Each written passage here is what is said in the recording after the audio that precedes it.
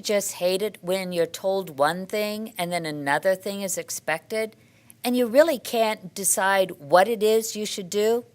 That happens to us at all ages, and our next poet knows it all too well in her poem, Contradiction. My name is Ursula Kushner, and this is my poem titled Contradiction. Don't speak out. It's safer, better for all of us. I am told to voice my thoughts, yet I am told my words will make the situation worse. I write, yet when the words I am trained to use are needed, I am silenced, cast aside like a raggedy old doll, my words left unspoken, unheard. Children should be seen, not heard, you say, as though that excuses anything. I am a child, but that label does not define me. I could be more, if you would listen. It's funny how other classes on campus inspire the poetry in this class, and our next poet is expressing something he learned in a class of science about nature. Nature is Amazing by Jaden Haws. Nature is amazing, the way everything perfectly fits together and intertwines, how animals and plants can change over time to adapt to their environment. Take the snow leopard. Its wide paws help it traverse mountains, its tail helps it balance itself. Or how there are so many symbiotic relationships between living things, like a shark and a remora. One is given a safe place while the other is cleaned. There is so much we could learn from nature, how to live and how to take care of each other. We had an invitation to study banned books.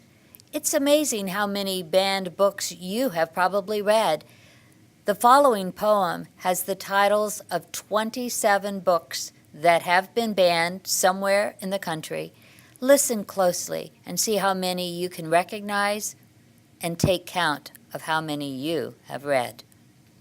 We've never played such hunger games, starving for new knowledge in this brave new world. Restriction has become the tempest and only leads us to chant the, and I quote, satanic verses in revolutionary voices. As I lay dying, I will not go without hearing the awakening of what my mother doesn't know I can comprehend. Because of your censor, I may never learn the perks of being a wallflower. I may never see woman in love.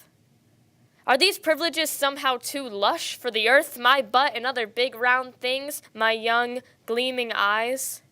Eyes that shimmer with the call of the wild, a curiosity that will not die until you leave me in cold blood. But even then, at least I will rest with the naked and the dead, rather than the cover-up, and the dead. Go tell it on the mountain that if I am to choke on the socks you stuffed in my mouth, let it be a separate piece from that of your beloved, happy-go-lucky, keep your hands inside the vehicle at all times, never-enders.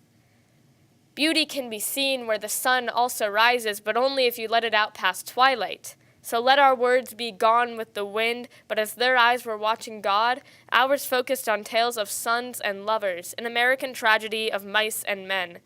And maybe I'll only remember them as a wrinkle in time, but maybe the words that slip through your sifter will someday grant me the gift of forming more.